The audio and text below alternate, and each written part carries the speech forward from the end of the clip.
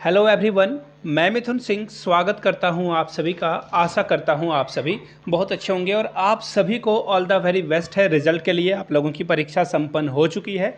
आशा करता हूं कि आप सभी का जो है मिनिमम जो परसेंटेज है उससे ज़्यादा स्कोर हो और आप सभी का जो है सैलरी बढ़ जाए। पारा शिक्षकों के साथ मेरी सहानुभूति है। इन लोगों ने बहुत काम करा है और मैंने 10th भी एक पारा टीचर से ही कोचिंग करा था और उनका बहुत बहुत धन्यवाद है। तो चलिए, पारा शिक्षक आकलन परीक्षा 2023 के सीडीपी यानी कि बाल विकास से जो प्रश्न पूछे गए थे, शिक्षा शास्त्र जिसे कहते हैं, उससे जो 30 क्वेश्चन आए हैं ना, उसका सॉल्यूशन हम लोग इसमें देखेंगे। बाय द वे, आप लोगों से एक छोटा सा फेवर भी चाहिए होगा मुझे। देखिए, ये 6 to 8 का जो पेडागोजी सेक्शन है उसका सॉल्यूशन है।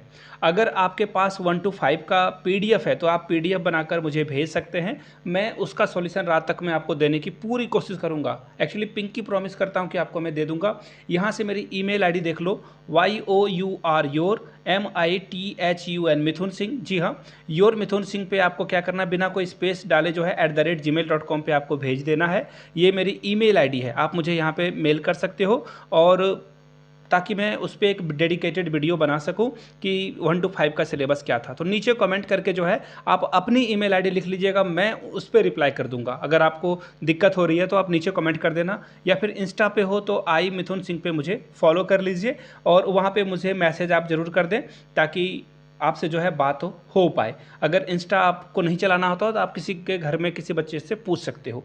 चलिए, अब आते हैं सीधे मुद्दे पे। बाल विकास शिक्षा शास्त्र के जो 30 क्वेश्चन थे ना, उसका सॉल्यूशन आपको मैं दिखा देता हूं। यहाँ से ये देखो, वेट, ये रहा पीडीएफ। ये पीडीएफ भी मैं टेलीग्राम पे आप लोगों के लिए अपलोड कर दूंगा, डोंट वरी। पीडीएफ आपको जो है टेलीग्राम चैनल पे मिल जाएगा। ये देखिए, क्वेश्चन नंबर 1 से हम लोग स्टार्ट करते हैं। वेरी फर्स्ट क्वेश्चन आपके सामने ये रहा।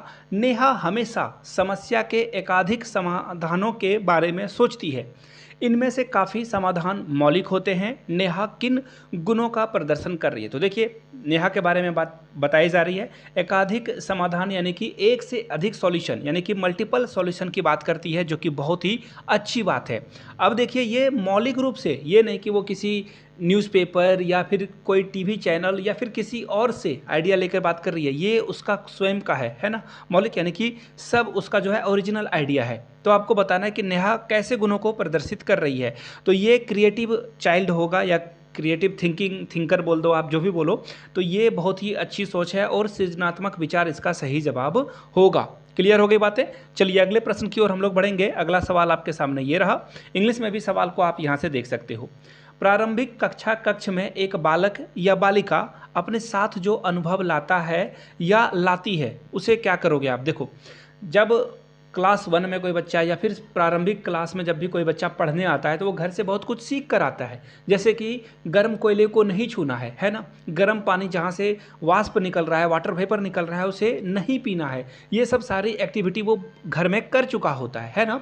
घर से बाहर निकलते समय चप्पल को पहनना हो या बड़ों को प्रणाम करना हो या फिर चेयर देना हो, ये सब सारी चीज़ें बच्चा घर में सीख चुका होता है। तो इसे विद्यालय के तौर पर आप क्या करोगे? उसे स्वीकार करोगे या फिर अस्वीकार कर दोगे या उपेक्षा कर दोगे या उस पर ध्यान नहीं दोगे? ये तीनों ही बातें गलत है।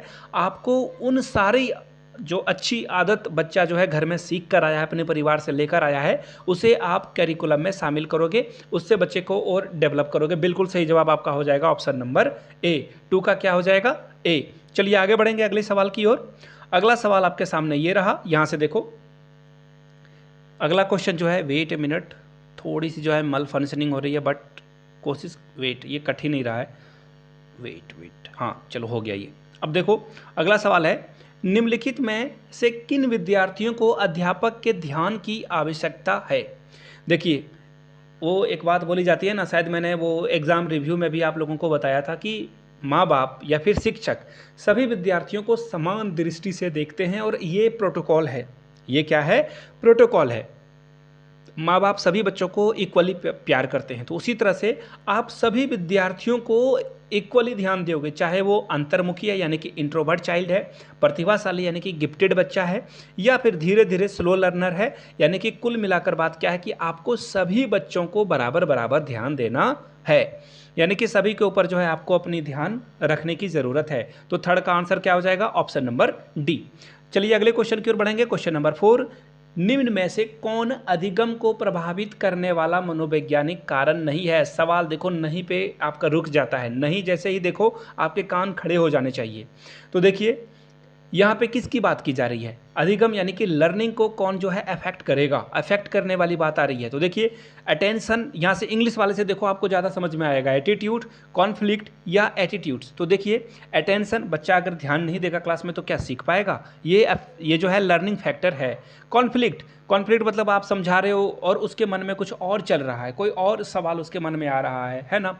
जैसे कि अगर x प्लस वाई जो है इसे हम लोग एक्स वाई क्यों नहीं लिख सकते, बच्चा ये भी सवाल आपसे पूछ सकता है। या फिर उसके दिमाग में चल रहा है कि नहीं x प्लस वाई जो है एक्स वाई हो जाता है, या फिर 2x प्लस अगर x जो है 3x हो सकता है तो x plus Y X Y हो जाता है। तो ये क्या है, ये आपका कॉन्फ्लिक्ट होता है, इसे क्या बोलेंगे हम लोग, कॉन्फ्लिक्ट, दिस इज कॉन्फ्लिक्ट। तो ये भी है सही है, एटीट्यूड भी सही है और अटेंशन भी सही है। और देखो इसका जो सही जवाब होगा चौथे का वो होगा ज्ञान इंद्रियों में दोष। अगर बच्चा अच्छे से सुन नहीं पा रहा है, बोल नहीं पा रहा है, देख नहीं पा रहा है, या फिर चीज़ों को बहुत धीरे धीरे सीख रहा है, सेंस ऑर्गन में उसकी कोई दिक्कत नहीं है, आपको बच्चे को स्पेशल अटेंशन देने की ज़रूरत है। या फिर देखिए ये बहुत ही अलग वे में या फिर कठोर वे में दिखाया जाता है, बच्चों को समान स्कूलों में ही पढ़ाना चाहिए। लेकिन अगर बच्चा जैसे कि किसी स्कूल में विशेष शिक्षक बोलते हैं ना, स्पेशल एजुकेटर अगर नहीं है, तो ऐसे में क्या किया जा सकता है, उसे जो है विशेष स्कूल में जो है भेजा जा सकता है जहाँ पे उस कैटेगरी के शिक्षक पढ़ाने के लायक उसे हों, स्पेशल केस में ही इसे भेज सकते हैं। तो राइट आंसर क्या हो जाएगा, ऑप्शन नंबर डी। अगला सवाल देखिए, लंबे कद वाले माता पिता के बच्चे लंबे होना उपेक्षित है, यानी कि ये एक्सपेक्टेड है कि माँ बाप अगर लंबे हैं तो बच्चा भी लंबा होगा। लेकिन अगर आप इन चीज़ों को समझते हो, जीन को समझते हो, है ना, हेरिडिटी को समझते हो, तो बच्चे के जो गुण होते हैं, दादा दादी, नाना नानी, लेकिन सबसे ज़्यादा गुण कहाँ से आते हैं, माता और पिता से। तो माता पिता अगर लंबे हैं तो ये उम्मीद रखी जाती है कि बच्चा भी लंबा होगा। तो ये किसका नियम है, लॉ ऑफ जो है समानता, इक्वलिटी वाली रूल यहाँ पे फॉलो होगी, यानी कि ऑप्शन बी आपका क्या होगा, सही हो जाएगा। चलिए अगले क्वेश्चन की ओर बढ़ेंगे। क्वेश्चन नंबर 6, निम्नलिखित में से कौन सी अधिगम की प्रक्रिया नहीं है, आई रिपीट प्रक्रिया नहीं है पूछा गया है, जिसके द्वारा सार्थक अधिगम यानी कि अधिगम अच्छे वे में नहीं हो। ये कौन सा तरीके, देखो बिल्कुल आप ना इंग्लिश वाले क्वेश्चन, इंग्लिश के ऑप्शन को अगर आप ढूंढोगे ना तो आपको बहुत आसानी से इसका आंसर पता चल जाएगा। देखो यहाँ पे मेमोराइजेशन की बात हो रही है, जब भी रटने की बात आए, कंठस्थ करने की बात आए, कॉपी करने की बात आए, ये हमेशा नेगेटिव होता है। मेमोरी करने की बात आ जाए, है ना, मेमोरी में रख लिया उसने, याद कर लिया, है ना, तो ये अभ्यास करके सीख लिया, बार बार रिपीट करके सीख लिया, तो ये सब गलत बातें होती है। ऑप्शन बी आपका सही जवाब हो जाएगा। 6 का क्या हो जाएगा, ऑप्शन नंबर बी। चलिए अगले सवाल की ओर हम लोग बढ़ेंगे। शिक्षण के दौरान विद्यार्थी की अधिकतम भागीदारी संभव है, यानी कि बच्चा जो है एक्टिव होकर सीखेगा क्लासरूम में, कब, जब आप उसे लेक्चर मेथड, यानी कि आप किताब पढ़ रहे हो या फिर किसी चीज़ पे ज्ञान दिए जा रहे हो, बच्चा चुपचाप सुन रहा है, तो ऐसे में बच्चा सीख पाएगा क्या, बिल्कुल भी नहीं सीख पाएगा। अगला है देखो इंडक्टिव मेथड। इंडक्टिव मेथड मतलब आप जो है परिभाषा दे रहे हो फिर एग्जाम्पल दे रहे हो, जैसे कि आपने संज्ञा पढ़ा दिया, बताया कि संज्ञा किसी नाम, व्यक्ति, वस्तु, स्थान, भाव को जो है संज्ञा कहते हैं, ठीक है, अच्छी बात है। बाद में आपने एग्जाम्पल दिया ताजमहल, चप्पल, जूता, कुर्सी, अमित, सुमित, है ना, रंभा, रेखा, कोई भी आपने नाम बता दिया, तो ये क्या है, ये है इंडक्टिव मेथड। लेकिन डेमोन्स्ट्रेशन मेथड में या फिर टेक्स्ट बुक मेथड क्या हो गया, जब आप बच्चों को जो है पाठ्यपुस्तक विधि, जब आप बच्चों को किताबों से पढ़ाते हो, सबसे अच्छा विधि है प्रदर्शन विधि। जैसे कि सपोज कर लो कि एक मटर के दाने से जो है पौधा का विकसित होना, पौधे का जन्म लेना, आप उसे बुक में पढ़ा दो या फिर डायग्राम बनाकर सिखा दो या फिर वीडियो के माध्यम से सिखा दो। लेकिन सबसे अच्छा तरीका क्या हो सकता है, आप कुछ बच्चों को बाहर लेकर जाइए स्कूल के आंगन में और मिट्टी में मटर के पौधे को दबा दीजिए, वो बीज को दबा दीजिए और पानी डालकर उसे छोड़ दीजिए। 2-3 दिनों के बाद सारे बच्चों को वही मटर के दाने को ऑब्जर्व करने के लिए कहोगे तो वहाँ पे देखना एक छोटा सा जो है पौधा निकल जाएगा। तो इस सबसे बेहतर तरीका क्या है, प्रदर्शन विधि, जहाँ पे बच्चा खुद से जो है करके एक्टिविटी करके सीखेगा, यानी कि ऑप्शन बी 7 का सही होगा। चलिए आगे बढ़ेंगे अगले सवाल की ओर। अगला सवाल आपके सामने ये रहा, पहचान बनाम भूमिका, ये जो कन्फ्यूज़न है, कॉन्फ्लिक्ट है, ये कब आता है, किस बाल्यावस्था में आता है, शैशवावस्था में, किशोरावस्था में या प्रारंभिक बाल्यावस्था में आता है। तो देखिए बच्चा को लगता है कि भैया उसका जो रोल है इस पूरे वर्ल्ड के लिए क्या है, उसे कन्फ्यूज़न में वो जो है अपने आप को बना रहता है। ये एडोलेसेंस एज में होता है, उसे पता ही नहीं होता है कि दुनिया में वो किस लिए आया है। उसको जो है किसी भी तरह का कोई एक एक्चुअली वो ना प्लेजर की चाह में डूबा रहेगा, गेम खेलेगा, दिन भर टीवी देखेगा, मूवी देखेगा, लेकिन एडोलेसेंस एज में जो है वो ये सारी एक्टिविटी करता है, उसे पता ही नहीं होता है कि उसे लाइफ में करना क्या है। ऑप्शन बी इसका सही जवाब होगा। निम्नांकित में से कौन सा कथन व्यक्तित्व के उपयुक्त रूप से वर्णित करता है। देखिए पर्सनालिटी की बात की जा रही है, तो मैं इसे इंग्लिश की ओर आपको लेकर चलूँगा और हिंदी में ही आप ऑप्शन जो है सेम ऑप्शन के साथ देख पाओगे। देखिए पर्सनालिटी के बारे में अगर आपने अच्छे से पढ़ा होगा तो पर्सनालिटी एक साइकोलॉजिकल कॉन्सेप्ट है ना। फिजिकल तो है ही, बट सबसे इंपॉर्टेंट क्या है, साइकोलॉजिकल कॉन्सेप्ट को ही जो है पर्सनालिटी कहा जाता है, व्यक्तित्व कहा जाता है। तो सही जवाब आपका क्या होगा, तो चलिए इस ऑप्शन के साथ हम लोग जो है कहाँ देख पाओगे, साइकोलॉजिकल बातें कहाँ पे आपको दिखेगी, तो ये देखो ऑप्शन ए में ही इसकी जो है ऑप्शन आपको दिख जाएगा। चलिए आगे बढ़ेंगे अगले सवाल की ओर। वाक्यात्मक क्षमता से संदर्भित है। देखिए इंग्लिश में आप देखो, एक्चुअली मैं इंग्लिश से चीज़ों को अच्छे से समझ पाता हूँ तो आपको समझा भी पाऊंगा। देखिए सिंटैटिक एबिलिटी जो है क्या है, बच्चा जब अच्छे से वाक्य संरचना को समझ पाता है, यानी कि सेंटेंस को, जैसे राम आम खाता है वो लिख दे, ऐसा नहीं कि राम खाता आम है, अगर अलग अलग लिख रहा है तो उसे जो है वाक्यात्मक क्षमता उसकी कम है। तो इसे क्या कहेंगे आप, जब वो वाक्यों को जो है ठीक रूप से लिखना सीख जाए, सेंटेंस बनाना सीख जाए, वाक्य संरचना की क्षमता को ही ये कहा जाता है। ऑप्शन ए आपका सही जवाब होगा। इंग्लिश पेडागोजी में आप लोगों ने पढ़ी होगी, अगर सीटेट वगैरह दिया है तो definitely you know the real concept. शिक्षण अधिगम प्रक्रिया में व्यक्तिगत रूप से ध्यान देना महत्वपूर्ण है। देखिए बात की जा रही है व्यक्तिगत रूप से शिक्षण अधिगम प्रक्रिया, यानी कि बच्चों को पढ़ाते समय जो है किस रूप से ध्यान देना जरूरी है, कि बच्चों की विकास दर अलग अलग होती है और अलग अलग तरीके से सीखते हैं। देखिए जैसे कि अभी मैंने एक मटर के दाने का एग्जाम्पल दिया था आप लोगों को, अगर बच्चे को बोल दिया जाए कि देखो ये वीडियो है, वीडियो के माध्यम से आप एक मटर के दाने को से पौधे बनते हुए तक के कॉन्सेप्ट को अगर वीडियो के माध्यम से दिखाते हो तो कुछ बच्चे इसे सीख जाएंगे। वो जो है पहले से मटर के दानों को उगा चुके होंगे घर में, या अपने माँ पिताजी से वो सीख चुके हैं, तो वहाँ तो बच्चा सीख जाएगा। लेकिन जिसने कभी मटर के दाने को देखा ही नहीं, कभी मिट्टी के अंदर उसे दबाया ही नहीं, पेड़ पौधे बनते देखे ही नहीं, उगते देखे ही नहीं, तो वो बच्चा को थोड़ा सा अटपटा लगेगा। जब वो खुद से करके देखेगा तो सीख पाएगा। इससे आपने क्या सीखा, दो एग्जाम्पल है, एक बच्चा जो है वीडियो के माध्यम से सीख जा रहा है क्योंकि उसके पास पूर्व ज्ञान है, दूसरा बच्चा जो है इसे अच्छे से नहीं सीख पा रहा है। इसका मतलब क्या है कि उसने पहले ये काम किया ही नहीं है। अलग अलग दर होती है हर बच्चे की, अलग अलग सीखने की क्षमता होती है। ये आपका सही जवाब होगा। सारे ऑप्शन को पढ़ने की ज़रूरत है लेकिन अभी फ़िलहाल नहीं है। विकास कभी ना रुकने वाली प्रक्रिया है, यानी कि जो डेवलपमेंट है वो कंटिन्यूअस प्रोसेस है, लॉन्ग लास्टिंग। जब तक आप जिंदा हो तब तक आप कुछ ना कुछ सीखते रहते हो। तो इसका संबंध किस सिद्धांत से है, तो देखिए प्रिंसिपल ऑफ कंटिन्यूटी, यानी कि निरंतरता के सिद्धांत से है। तो 12 का क्या सही होगा, ए सही हो जाएगा। चलिए आगे बढ़ेंगे सवाल नंबर 13 की ओर। विद्यालय में खेल कूद कार्यों पर व्यतीत किए गए समय के विषय में आपका क्या मानना है। बच्चे को आप एक्टिविटी करा रहे हो, खेल कूद करा रहे हो, तो बच्चे के अंदर कौन सी भावना आएगी, सबसे पहले तो वो नियम को सीखेगा कि समाज में रहने के लिए कुछ नियम होते हैं, तो खेल कूद में भी नियम है। खेल कूद में बच्चा जो है सहयोग की भावना को डेवलप करेगा, किसकी भावना को, कोऑपरेशन, सहयोग की भावना को विकसित करेगा। तीसरा बात, अगर बच्चा नियम को समझ रहा है, सहयोग को समझ रहा है, तो उसके अंदर समाजीकरण यानी कि सोशलाइजेशन डेवलप होगा। समाज में रहने के लिए जो है वो और अच्छे से समाज को समझ पाएगा। यानी कि इसका सही जवाब क्या होगा, यह समय का बिल्कुल सदुपयोग है, यूटिलाइजेशन है। बच्चों को सोशलाइजेशन की भावना यहाँ पे विकसित होते हुए आपको दिख जाएगी। 13 का सी सही जवाब होगा। चलिए आगे बढ़ेंगे क्वेश्चन नंबर 14 की ओर। पियाजे ने कौन सा सिद्धांत दिया था। देखो कितना ही आसान सवाल है।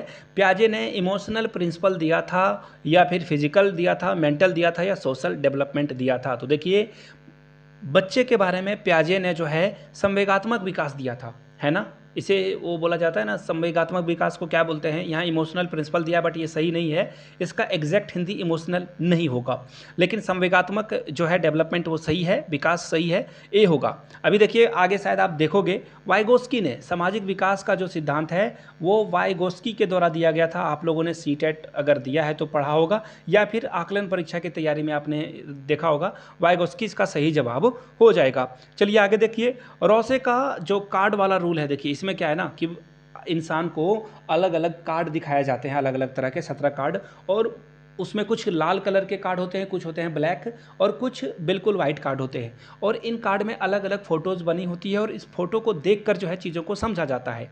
तो देखिए, इससे जो है पर्सनालिटी के बारे में, जो ये पर्सनालिटी टेस्ट है, ये जो है व्यक्तित्व का टेस्ट है कि आप कैसे सोचते हो, आपकी क्या विचारधारा, लेकिन कंप्लीटली इसे समझा नहीं जा सकता है किसी भी पर्सनालिटी को, बट ये एक तरीका है। तो ये इसका सही जवाब हो जाएगा। स्वप्न को भी समझा जा सकता है, अचेत प्रायोजन को भी समझा जा सकता है, और कॉन्शियस डिजायर को भी समझा जा सकता है, यानी कि ऑप्शन डी आपका क्या होगा, सही होगा, ऑल ऑफ द एबव। चलिए आगे बढ़ेंगे क्वेश्चन नंबर 16 की ओर।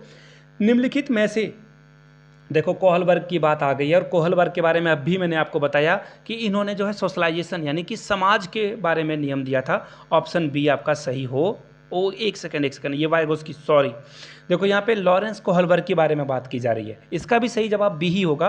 देखिए, नैतिक विकास यानी कि मॉरल डेवलपमेंट के बारे में किसने बात करी है, लॉरेंस कोहलबर्ग ने बात करी है, और अलग अलग इन्होंने दिया है, जैसे कि दंड बनाम जो है पुरस्कार है। इसका मतलब क्या है कि बच्चा को अगर बोल दिया जाएगा कि बच्चा अगर बार बार जिद करेगा चॉकलेट या खिलौने के लिए, तो पिताजी से उसकी पिटाई भी हो सकती है, तो बच्चा जो है वहाँ पे डर जाएगा, है ना।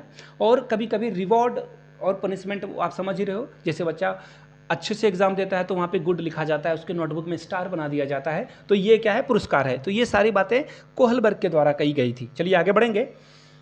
निम्नलिखित अवधि में से किसमें शारीरिक वृद्धि और विकास सबसे अधिक होता है जब बच्चा सबसे छोटा होता है, यानी कि बच्चा शैशवावस्था में, इन्फेंसी और अर्ली चाइल्डहुड में जो है बच्चा देखना बहुत जल्दी जल्दी रैपिडली बड़ा होता है। 1 से 2 साल के बीच में देखना बच्चे की ग्रोथ बहुत ज़्यादा होती है, चाहे वो हड्डियों का बढ़ना हो या फिर उसके जो इंटरनल ऑर्गन हैं, यानी कि शरीर, जो पेट या फिर शरीर के अंदर ऑर्गन है, उसका जो है विकास जल्दी जल्दी होता है, यानी कि 17 का सही जवाब क्या हो जाएगा, ए हो जाएगा। चलिए आगे बढ़ेंगे सवाल नंबर 18 की ओर।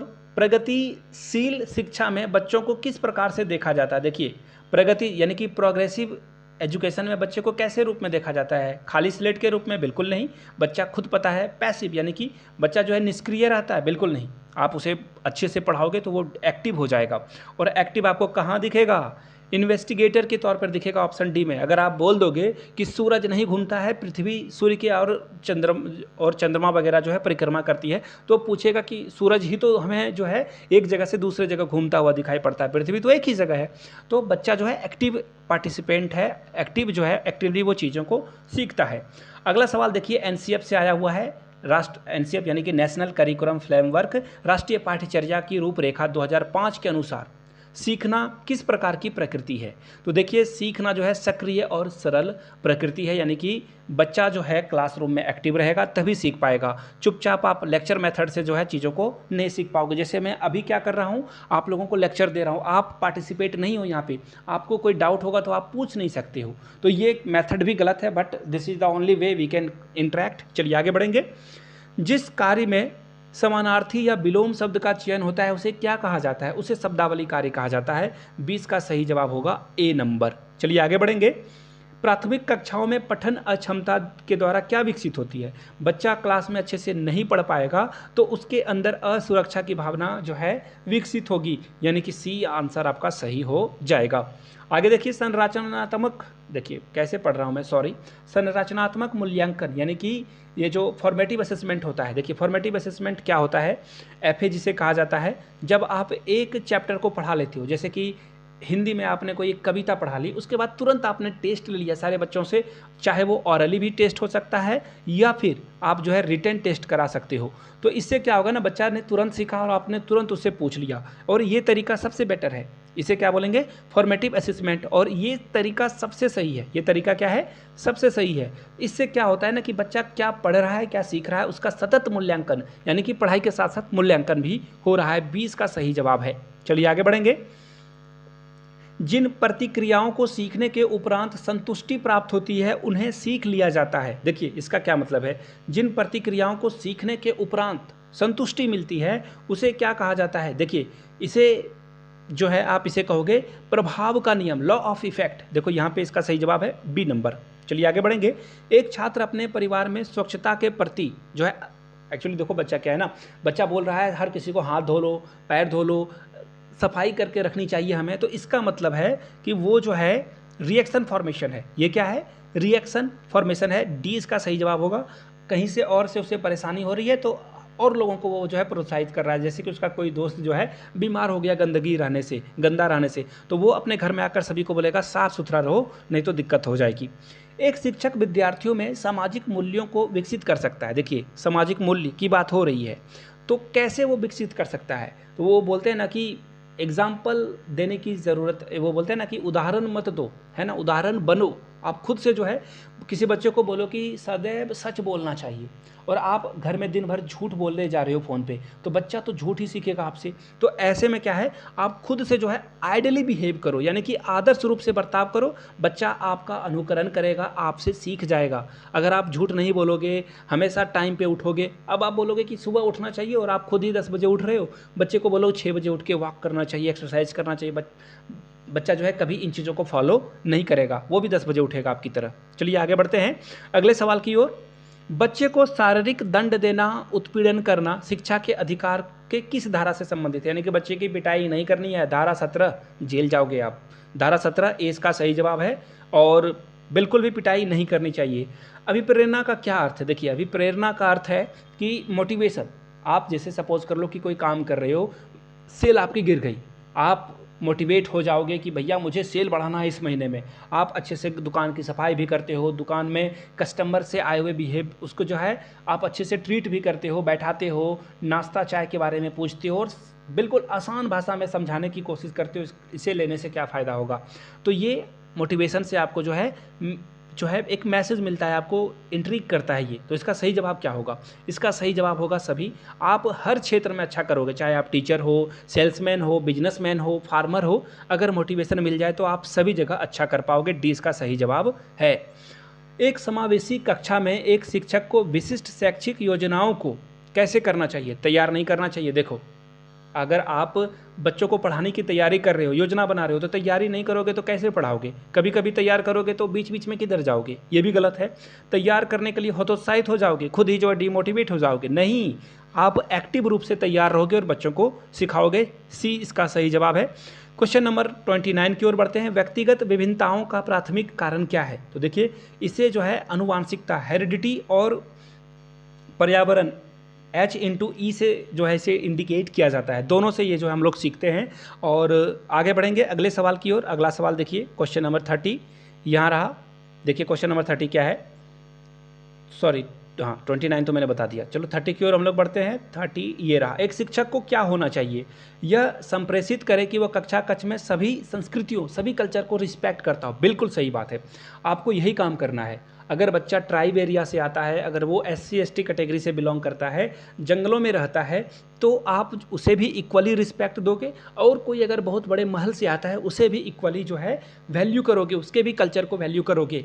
यानी कि आपके क्लास में दीपावली भी होनी चाहिए, दीपावली के बारे में भी आप बच्चों को सजग करोगे, है ना, छठ के बारे में भी सजग करोगे, इसके अलावा ईद के बारे में भी करोगे, क्रिसमस के बारे में भी करोगे, कर्मा के बारे में भी करोगे। यानी कि जो भी संस्कृति से बच्चा आ रहा है उसे हर बच्चों को जो है आप समझाने की कोशिश करोगे। तो ये 30 क्वेश्चन था। किस सब्जेक्ट की आपको अगली वीडियो चाहिए एक्सप्लेनेशन के साथ नीचे कमेंट करके बताइएगा, पहली बात। दूसरी बात, वीडियो यहाँ तक देख ली और अच्छा लगा हो तो दोस्तों में ज़रूर बांटें, ज़रूर उसे जो है शेयर करें।